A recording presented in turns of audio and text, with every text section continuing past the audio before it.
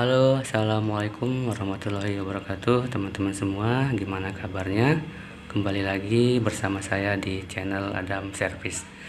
Oke, kali ini saya ada servisan kulkas SAF satu pintu, lampu menyala tapi nggak bisa beku.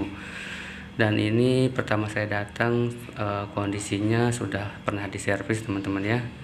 Nah, nanti kita telusuri penyebabnya itu seperti apa sampai kulkas ini normal kembali. Simak terus ya videonya teman-teman, semoga bermanfaat. Nah, untuk awal pengecekan di sini kulkasnya saya colokkan dan kompresor ini seperti lirih teman-teman ya, nggak seperti biasa bunyinya itu nggak nyaring. Nah, nanti kita telusuri satu persatu sampai kulkas ini normal kembali. Oke, simak terus videonya, semoga bermanfaat. Jadi di sini teman-teman seperti biasa ya, di awal pengecekan untuk lebih pastinya itu kita menggunakan tang ampere. Dengan tang ampere ini kita bisa mengumpulkan data-data apakah kompresor ini dalam keadaan normal atau enggak ya. Nah, di sini setelah saya colokkan untuk kulkasnya itu ampernya 0,70, cukup normal teman-teman ya untuk ampere kulkas satu pintu. Tapi kenapa nggak bisa beku teman-teman ya? Nah, di evaporator terdengar itu sepi ya teman-teman, nggak ada desis apalagi suara gemericik air. Nah, di sini besar kemungkinan menurut saya kulkas ini mengalami kebuntuan freon teman-teman ya. Nah, nanti kita lacak di mana letak kebuntuannya itu. Oke, kita lanjut perbaiki teman-teman. Nah, di sini teman-teman bisa lacak kebuntuannya itu di mana. Jadi teman-teman bisa potong di bagian akhir teman-teman ya, di pipa hisap atau pipa balik. Nah, di sini ternyata di pipa balik itu freonnya nggak ada teman-teman ya. Nah, lanjut teman-teman bisa lacak di pipa kapiler setelah filter. Nah, di sini ternyata setelah pipa kapiler kita potong, ternyata kebuntuannya itu ada pada filter teman-teman ya. Nah, jadi sudah ketemu ya di mana letak kebuntuannya. Nah, nanti setelah itu kita cek apakah kapiler ini ada penyempitan atau penyumbatan teman-teman. Nah, di sini kita lanjut cek apakah lubang kapiler ini bersih teman-teman ya, nggak ada penyempitan atau penyumbatan. Nah, ternyata di sini untuk kapiler aman teman-teman ya, tapi kamera saya ini kurang fokus. Untuk pipa kapiler saya rasa masih normal ya teman-teman, untuk lubangnya itu masih aman, nggak ada penyempitan. Nah, nanti kita coba potong lagi kurang lebih satu telunjuk ya dari ujung kapiler yang kita potong ini, supaya siapa tahu di ujung sana itu lebih bersih. Oke, lanjut kita potong untuk pipa kondensor teman-teman ya. Nah, selanjutnya nanti kita coba ini, kita belah filternya. Nah, dari filter ini kita tahu bersih apa enggak. Kalau kotor berarti perlu kita flushing di bagian kondensor. Nah, di sini saya nggak bawa tripod teman-teman, harap maklum agak bergoyang. Nah, ini untuk filternya sudah saya belah, ternyata memang kotor ya. Nah, jadi kesimpulannya untuk kondensor eksternal ini perlu kita flushing nantinya teman-teman. Nah, ini kondisi filternya itu ada screen teman-teman ya, itu yang saya maksud, ada screen. Nah, nanti pada saat pemasangan pipa kapiler itu jangan terlalu mentok ya. Nah, ini kondisinya benar-benar kotor menurut saya. Nah, nanti sebelum kita pasang filter kita flushing dulu kondensor ini teman-teman supaya lebih bersih. Oke. Nah, di sini kulkasnya saya colokkan teman-teman ya, dan kita coba tes kompresi kulkasnya. Nah, di sini suaranya sudah mulai nyaring teman-teman ya, artinya kompresor ini dalam keadaan normal. Dan di sini coba teman-teman tahan sekuatnya, kemudian dilepas. Nah, di sini kompresinya masih bagus saya rasakan teman-teman untuk kulkasnya, untuk kompresor kulkasnya. Nah, artinya yang tadi itu berarti ada kebuntuan ya. Nanti kita cari di mana letak kebuntuannya. Nah, di sini teman-teman tahan, kalau sudah nggak kuat lepas. Nah, itu artinya kompresor ini masih bagus. Oke, untuk dari saya teman-teman ya, saran dari saya untuk pengecekan kebuntuan itu kita mulai dari pipa kapiler teman-teman ya, dengan cara kita masukkan cairan metil di dalam pipa kapiler ini. Kalau seumpamanya cairan metil ini terhisap, itu artinya kapiler ini masih aman, masih bisa kita lanjut perbaiki. Nah, sebaliknya kalau seumpamanya cairan metil ini nggak terhisap, berarti ada tanda-tanda kebuntuan, entah itu di pipa kapiler maupun di evaporator.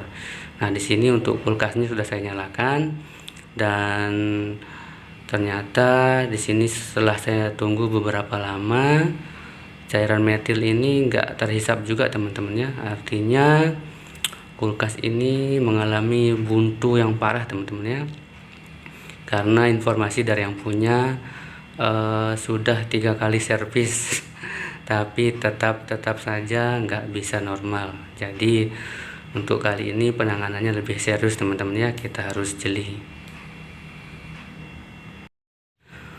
Oke, keesokan harinya saya balik lagi teman-teman ya. Nah, di sini pipa kapiler sudah saya pasang pentil untuk kita dorong nanti teman-teman ya. Nah, terus masuk ke evaporator, keluar melalui pipa hisap atau pipa balik. Nah, dari sini nanti bisa kita lacak buntunya itu di mana. Nah, untuk pipa pres kulkas bawaannya sudah saya pasang pentil juga. Nah, nanti kita hidupkan terus kita dorong menggunakan kompresor bawaan seperti itu. Oke, lanjut teman-teman. Nah, di sini saya menggunakan selang manifold ya.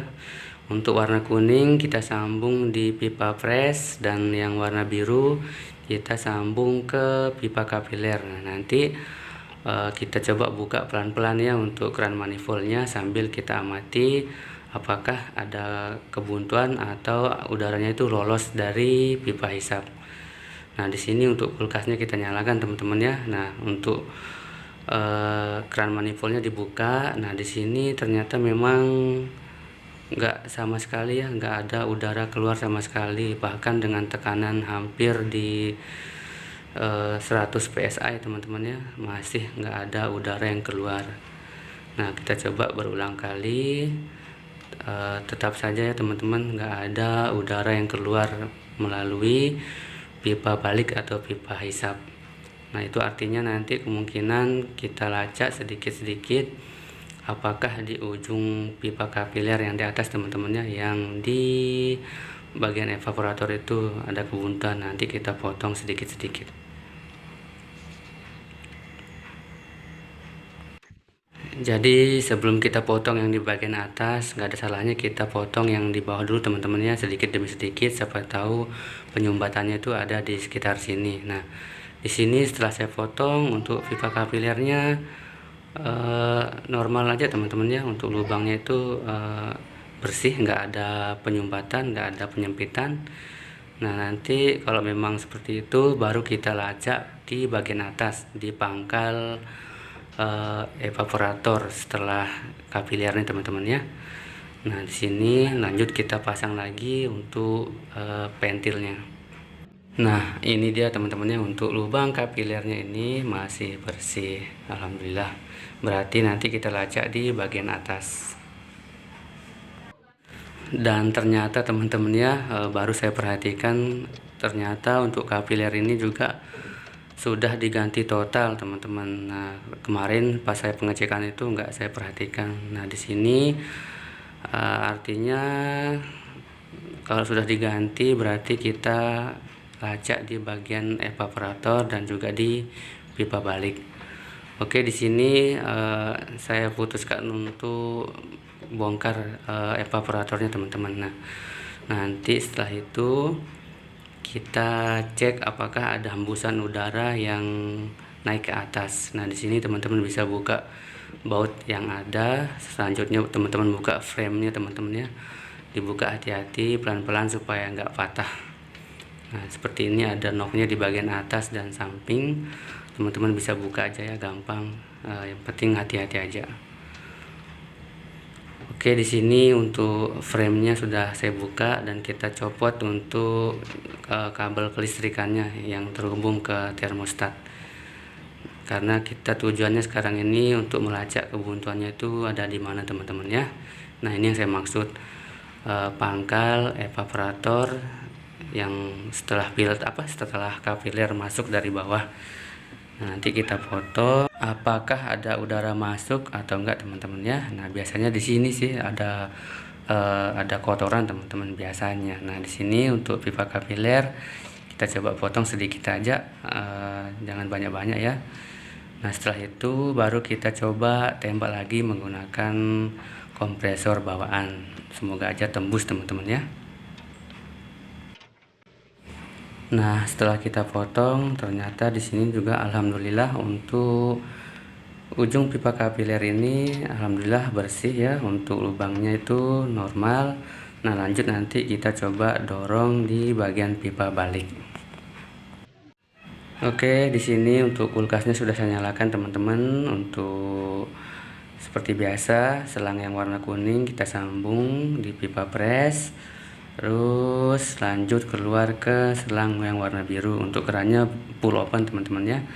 Nah, selang warna biru masuk ke pipa kapiler. Nah, apakah udara ini bisa tembus ke atas? Nah, kita lihat alhamdulillah untuk pipa kapiler ini dalam kondisi normal. Nah, terdengar ya suara anginnya teman-teman. Nah, alhamdulillah untuk pipa kapiler masih aman. Berarti menurut teman-teman buntunya di mana ini? Tinggal satu. Berarti lanjut kita cek di bagian pipa hisap atau pipa balik. Tapi sebelum itu kita coba potong dan kita coba flashing bagian evaporator. Oke, lanjut teman-teman. Di sini saya akan lepas evaporatornya. Kita periksa, kita cek lebih lanjut, lebih teliti apakah penyumbatannya itu ada di evaporator. Nah, di sini saya menggunakan las teman-teman ya. Kita coba cabut sok-sokannya, karena kalau kita potong nanti takutnya kependekan. Jadi lebih baik saya cabut aja menggunakan las teman-teman. Nah, di sini teman-teman hati-hati ya. Nah, itu ada api, artinya masih ada sisa gas freon teman-teman. Oke, lanjut kita cek di bagian evaporator. Nah, di sini kita coba potong jalur pipa yang dari pipa kapiler. Nah, di sini teman-teman potong seadanya dulu, kemudian teman-teman bisa goyang-goyangin pakai tang ya, karena di situ ada sisa pipa kapiler di dalam. Nah, takutnya nanti kelolosan dipotong, sulit kita keluarin. Nah, di sini kita pastikan lagi bahwasanya untuk pipa kapiler ini masih kondisinya bagus teman-teman ya, masih bersih. Nah, lanjut nanti kita coba flashing evaporatornya. Siapa tahu ada penyumbatan di sini teman-teman ya, di bagian evaporator. Nah, di sini saya menggunakan pipa pentil ukuran 1/4 teman-teman, dengan tujuan nanti kita dorong dari sini teman-teman ya, dari pipa pentil ini. Nah, di sini teman-teman las yang rapat ya, jangan sampai ada yang bocor, karena kalau bocor nanti udaranya itu enggak full masuk ya di dalam pipa evaporator. Nah, untuk di sini jangan lama-lama dilas teman-teman ya, karena evaporator ini kan bahannya aluminium. Jadi kalau terlalu lama dilas nanti khawatirnya bolong. Nah, di sini untuk pengelasan sudah selesai. Selanjutnya kita tunggu dingin. Lanjut kita dorong menggunakan kompresor bawaan. Nanti kita coba masukkan sedikit metil teman-teman ya, supaya lebih bersih. Nah, ini dia maksud saya teman-teman, cairan metil atau Tauson yang sering saya pakai untuk flashing evaporator, karena menurut saya ini paling praktis teman-teman ya, dan hasilnya juga lumayan bagus. Nah, di sini teman-teman masukkan sampai penuh ya di pipa pentil ini. Kira-kira lumayan lah, cukup ya untuk kita flushing evaporator. Tujuannya kita tahu aja apakah setelah kita dorong udaranya keluar atau enggak teman-teman ya. Kalau keluar alhamdulillah, berarti masih bisa kita lanjut. Nah di sini untuk kompresornya kita nyalakan dan lanjut kita tekan teman-teman ya, menggunakan kompresor bawaan. Nah di sini alhamdulillah untuk evaporator masih normal teman-teman, masih aman, nggak ada penyumbatan. Untuk udara dari kompresor sudah bisa keluar teman-teman ya, artinya sirkulasi atau jalur evaporator ini dalam keadaan bagus. Nah di sini sekalian kita flushing ya, sampai cairan metil yang tadi kita masukkan itu keluar teman-teman. Nah teman-teman bisa ulangi, tahan lepas, tahan lepas.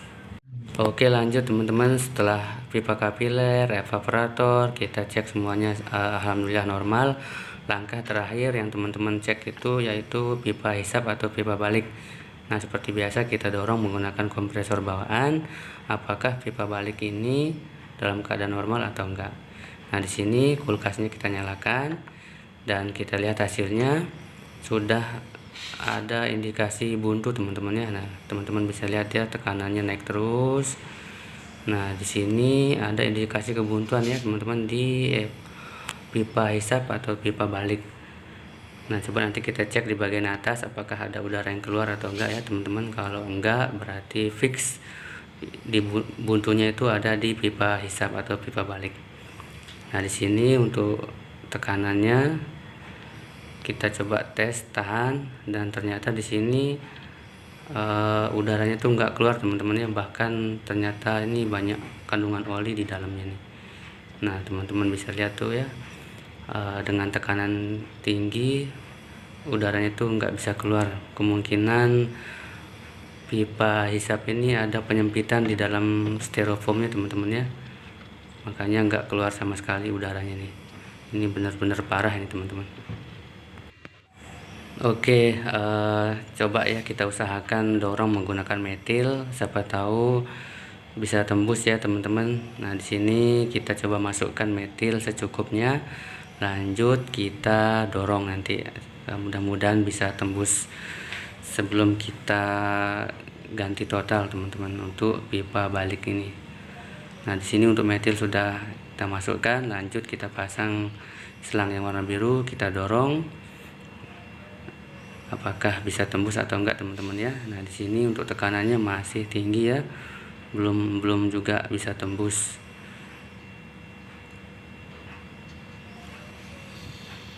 Nah, coba kita ulangi lagi pelan-pelan, yang penting sudah kita usahakan ya,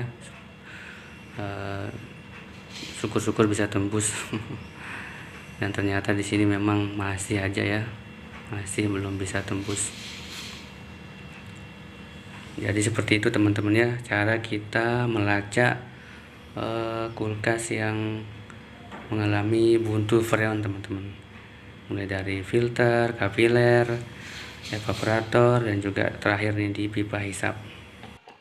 Oke, jadi di sini saya nggak mau ambil resiko teman-teman ya, saya putuskan akhirnya ganti total pipa hisap atau pipa balik, karena yang punya bilang sudah 3 kali servis nggak ketemu juga penyakitnya, masih saja nggak bisa normal.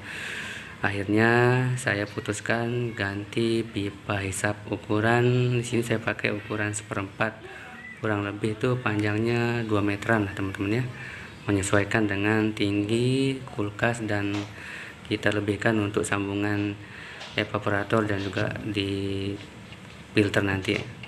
Oke, di sini kita lubangi ya untuk kulkasnya dari dalam, teman-teman bebas mau pakai besi ataupun apa, yang penting kulkas ini bisa kita bolongin. Nah di sini saya menggunakan obeng. Nah kita tusuk dari dalam, nah nanti ketemu jalurnya di luar seperti ini teman-teman ya. Nah kalau udah ketemu nanti kita masukkan pipa baliknya. Oke, di sini untuk pemasangan pipa hisap saya las dari bawah teman-teman ya, dengan tujuan nanti agar lebih bagus kita pasang evaporatornya, supaya nanti pipa hisap yang baru ini enggak melengkung teman-teman ya, enggak melengkung atau istilahnya itu enggak sampai gepeng teman-teman ya kalau kita pasang di atas nanti. Nah, di sini pengelasannya sudah selesai, lanjut nanti kita pasang evaporatornya. Oke, lanjut setelah kita las dari bawah. Nah, di sini kita masukkan dari lubang yang tadi kita bikin, teman-teman ya. Nah, setelah itu kita bentuk dan kita sesuaikan nanti ukurannya sambil kita pasang evaporatornya, teman-teman. Nah, di sini teman-teman rapikan serapi mungkin menurut teman-teman. Pelan-pelan aja teman-teman ya, hati-hati supaya nggak patah. Nah, jangan lupa nanti di sini kita pasang pipa kapiler. Setelah kita atur, kita sesuaikan panjang pipa hisapnya. Nah, untuk pipa kapiler jangan terlalu dalam teman-teman ya, telunjuk aja. Lanjut kita las. Nah, di sini usahakan lasnya tuh jangan terlalu lama dan rapi, dan juga intinya tuh nggak sampai bocor. Nah, di sini untuk tembaga dan tembaga nggak perlu pakai boraks teman-teman ya. Kalau sudah membara, tinggal teman-teman kasih atau tempelkan kawat las. Nah, nanti dengan sendirinya kawat las ini akan meleleh atau merata ya di permukaan pipa yang kita las. Nah, di sini setelah kita las nanti baru kita pasang lagi teman-teman. Nah, seperti ini ya hasil las-lasannya. Usahakan rapi dan nggak bocor.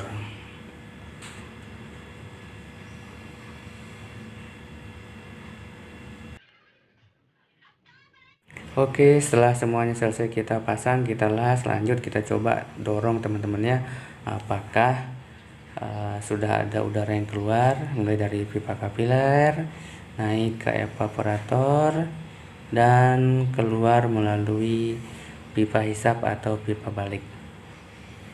Nah, di sini sambil kita cek kebocoran teman-teman ya di hasil las-lasan. Nah, di sini sudah alhamdulillah mulai ada suara desis di evaporator, sudah ada tanda-tanda sirkulasi freon sirkulasi udara itu sudah mulai lancar. Nah, di sini coba kita tekan untuk ujung pipa hisap atau pipa balik yang baru kita pasang. Alhamdulillah sudah ada udara yang keluar. Nah, seperti itu teman-teman ya. Insya Allah kulkas ini bisa normal teman-teman. Nah, di sini kita pasang untuk evaporatornya, skrup yang kita buka tadi kita pasang kembali di posisi semula, dan usahakan rapi teman-teman ya. Nah, di sini untuk pemasangan evaporator hampir selesai. Lanjut kita di bagian pipa hisap ke bawah nanti. Nah, di sini untuk pipa hisap atau pipa balik, teman-teman bisa gulung menggunakan kaleng freon atau sejenisnya, bebas. Intinya jangan sampai gepeng teman-teman ya. Nah, kita coba sekali lagi.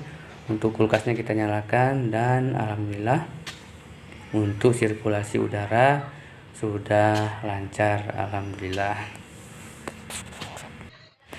Oke, jadi sebelum pemasangan filter, terlebih dahulu kita flushing di bagian kondensor, karena tadi setelah kita cek filternya itu kotor ya teman-teman. Nah, di sini saya menggunakan cairan metil. Lanjut kita dorong pakai kompresor bawaan supaya di dalam pipa kondensor ini benar-benar bersih teman-teman ya. Nah, ulangi langkah ini beberapa kali sampai benar-benar bersih. Nah, setelah itu kompresor kita nyalakan dan kita mulai flushing di bagian kondensor. Nah, teman-teman bisa tahan pakai jari, kalau sudah nggak kuat lepas, tahan, lepas, dan ulangi sampai benar-benar bersih. Setelah kondensor kita flushing bersih, lanjut kita pasang filter. Nah, di sini saya menggunakan filter isi yang lubangnya itu ada dua teman-teman ya. Satu untuk pipa kapiler menuju evaporator, dan satunya lagi nanti kita pakai flushing atau bisa menggunakan vacuum body teman-teman. Nah, di sini untuk filter mulai kita las menggunakan bantuan boraks teman-teman ya, boraks cair. Nah, kalau sudah membara, teman-teman tempelkan kawat lasnya supaya nanti bisa menyebar ya rata, menutupi permukaan yang kita las. usahakan di sini intinya teman-temannya, di setiap perbaikan kulkas itu intinya itu jangan sampai ada kebocoran di setiap jalur pipa. Nah, di sini untuk pengelasan sudah selesai, lanjut kita tunggu dingin. Setelah itu kita las untuk di bagian pipa kapiler. Nah, di sini seperti biasa untuk pemasangan pipa kapiler, tipsnya tuh ada di video saya sebelumnya, teman-temannya bisa lihat cara kita pasang pipa kapiler supaya nggak buntu. Nah, di sini setelah pipanya itu merah, itu artinya sudah siap kita kasih kawat las. Nah, di sini untuk pengelasan sudah selesai. Lanjut nanti kita nyalakan dan kita coba tes kebocorannya. Nah, di sini untuk kulkas sudah saya nyalakan dan kita tes setelah pengelasan ini apakah udara itu bisa keluar atau enggak, dan alhamdulillah untuk pengelasan ini enggak ada kebuntuan. Sirkulasi udara masih normal teman-teman, alhamdulillah. Oke, lanjut kita las di bagian pipa hisap menggunakan sok 1/4 atau langsung aja ya, karena di sini saya menggunakan pipa 1/4. Nah, di sini untuk tembaga dengan tembaga gampang teman-teman ya, tinggal kita las saja tanpa menggunakan boraks. Oke, lanjut untuk tahap selanjutnya. Di sini proses pemvakuman. Di sini saya menggunakan mesin vakum 1/4 PK. Nah, nanti kurang lebih durasinya itu 20 menit teman-teman ya. Saya rasa cukup untuk menghisap udara di semua sistem. Nah, untuk selang warna biru kita sambung di kulkas. Untuk selang warna kuning kita sambung ke alat vakum. Nah, di sini teman-teman bebas mau pakai vakum body juga boleh, pakai mesin vakum kalau punya juga menurut saya lebih bagus. Nah, untuk selanjutnya di sini proses pemvakuman sudah mulai. Untuk keran manifold teman-teman buka ya supaya udara di dalam sistem kulkas itu terhisap semua. Nah, di sini untuk jarumnya sudah mulai turun, kita tunggu aja teman-teman ya proses pemvakuman. Nah, setelah kurang lebih 20 menit lamanya, untuk jarum manifold itu sudah mentok di -30. Itu artinya sudah hampa udara. Lanjut teman-teman tutup keran manifoldnya dan kita tunggu kurang lebih sekitar 5 menitan lah teman-teman ya. Setelah 5 menit itu kita bisa tahu dan kita deteksi apakah ada kebocoran atau enggak. Umpamanya jarum manifold itu naik, berarti ada kebocoran entah itu di las-lasan atau di jalur yang lain. Oke, kita tunggu teman-teman ya. Nah, setelah kurang dari 5 menit alhamdulillah untuk jarum manifold masih stabil di -30. Itu artinya aman untuk kita injek gas freonnya. Nah, di sini untuk selang warna kuning kita lepas dari alat vakum. Selanjutnya kita pasang ke kaleng freon. Nah, di sini saya menggunakan freon R134A Bailian teman-teman ya. Karena saya rasa untuk gas freon Bailian ini untuk dinginnya itu lebih cepat ya teman-teman. Nah, di sini untuk selang warna kuning kita sambung ke gas freon dan selang warna merah ini kita buka untuk menghilangkan udara yang di selang warna kuning.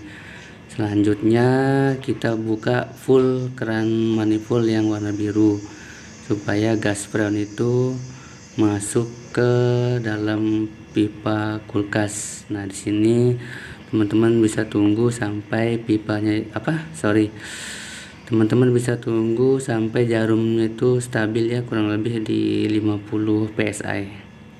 Biarkan kurang lebih 2 menit. Setelah itu nanti kita isi freonnya. Nah, di sini untuk tekanan kurang lebih di 50 psi. Lanjut teman-teman tutup keran manifold dan selanjutnya kita nyalakan kulkasnya. Oke, di sini untuk kulkas sudah kita nyalakan. dan jarum manipul sudah mulai turun, itu artinya gas freon ini sudah mulai diproses. Nah, di sini sambil kita cek ya berapa ampere dari kompresor kulkas ini di awal pengisian freon. Nah, di sini terbaca 0,66 ampere, masih aman ya untuk kita isi.